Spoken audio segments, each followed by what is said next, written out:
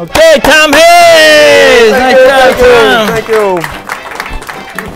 So what's going on, Tom? A lot of things. That story was just, you know, when stories come along like that, they just, you can't believe the series of events that make it just kind of flow. I mean, all the, you know, the right tension, the right comedic relief, you know, and the whole thing, and especially that part of saying, gee, there's no great ending here. And then the kid sees me without the leg, and then boom. So, but in the meantime, as I think the last time I was on, I just started a property called Beantown. Well, actually, at the time, we were calling it Basket Case Farm. We had come up with this idea. I was retired, and I wanted to, you know, we all want to tell our stories because comedians we live these rich lives. You know, I love the stories. We hang around comedians, and we can see comedy. Somebody told me recently, we see what other people don't see. So, but the fact of trying to script it all out and then submit it to Hollywood and go through that. So I had this idea. The internet was just starting to go, and I had this idea to start an animation of the thing, because with Flash animation, which you can do with a computer, you don't need tons of animators. You just can do a lot of this stuff electronically right now.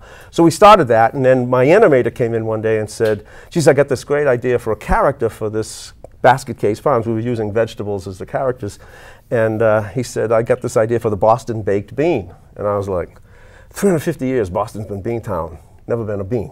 You gotta be kidding me. I mean, right, you think about that? Like an animated character. As anything, as a mascot, as a plush toy, as a toy. I mean, you never saw the bean, right? So we started with little steps. We created a mascot. We took them to the city. The city reacted phenomenally. They had us in every parade. Down at Hall and everything. Yeah, and the people, when they see them, they get it. You don't have to tell them what it is. They just get it, that it's the bean.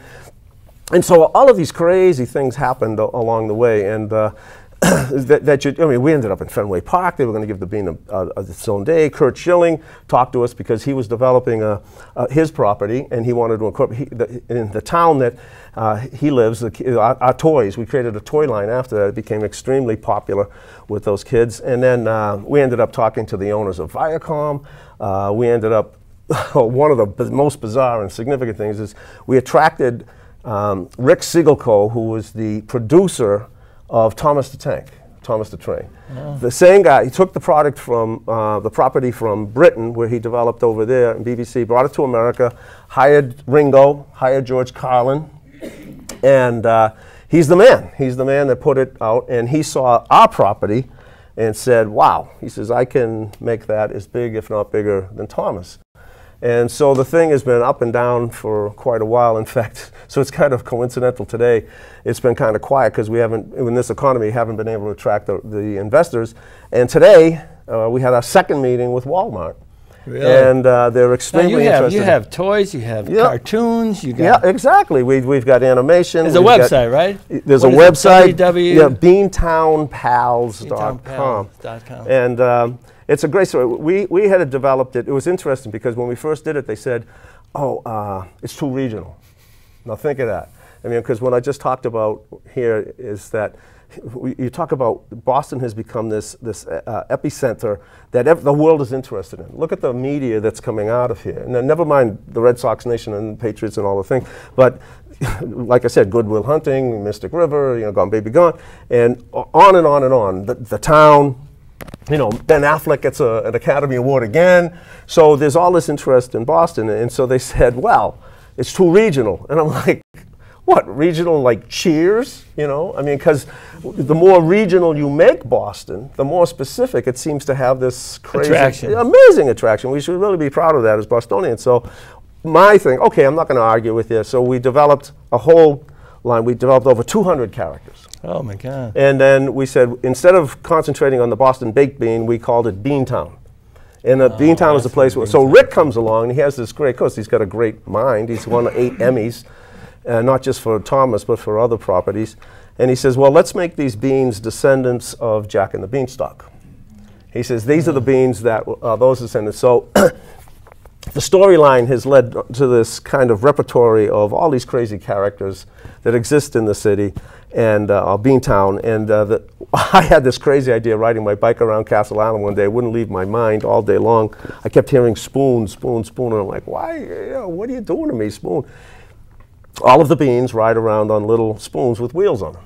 Oh. And Buck, the main character, is a champion spoon racer. That's his aspiration. So it's kind of like a NASCAR. So they race around.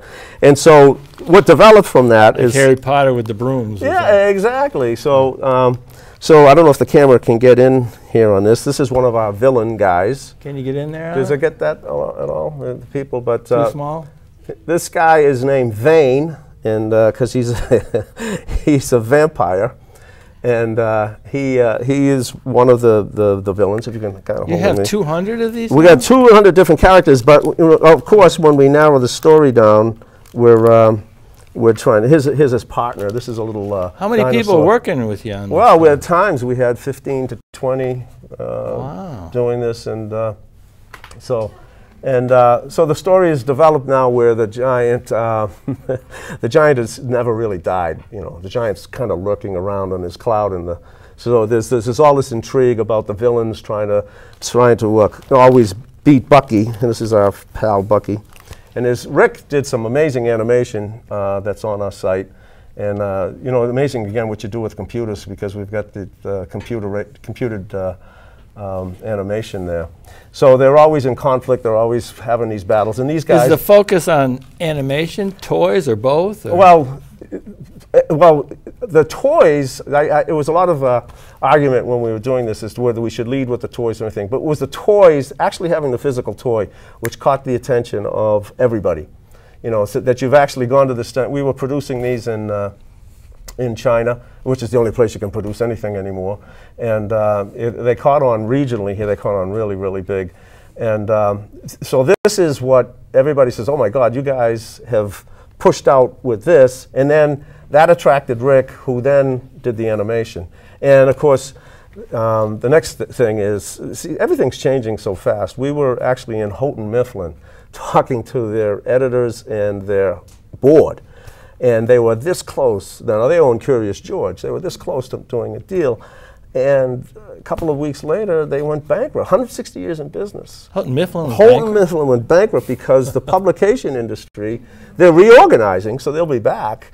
But the publication... They had to declare bankruptcy, though. Yeah, of course. Yeah, because what's happening? Digital, you know, everything is published digitally. Yeah. It's apps. No one's buying books. Nobody's buying paper. You know, it's... I thought they made a mint off colleges, though. They did, but that's the whole thing, is now you don't have to buy a textbook, do you? You know, no sense lugging around that. Everybody's walking around with a laptop. Houghton Mifflin. Yeah, so we've had those situations. I think I gave them enough money. They should have survived. You probably did. So this retro. So you have books with this too. Books and stories. We haven't actually published the books yet, and I think that may have. You know, these things take on another dimension. They start to be guided. You know, and you don't even understand how and why. They go, who shows up? I mean, whoever thought. I mean, we've done, by being comedians in Boston, amazing things have happened. Like, you know, Dennis Leary started his own production company, and a lot of guys entered up. But, you know, I never thought I'd be sitting down, like I talked to Rick today. You know, here's a guy that, you know, he hangs around George Carlin and Ringo Starr, you know, and now he's hanging out with me, you know, and you're like, and he's so passionate about this as we are to bring this to the next level. Where is he located? He's out of New York. Yeah. In fact, he just called me on his way back. He was on his way back from Toronto, where Toronto and Canada give huge tax benefits to animation studios. So it's a lot, just like they do for filming. Everybody goes to Toronto or Montreal to film because of the tax breaks. But yeah, they're great characters, and they're still in its development. But you know, it's one of those labors of love, you know. Quite an endeavor here. Oh, it's huge, and it's been, you know, financially, I'm a mess right now, but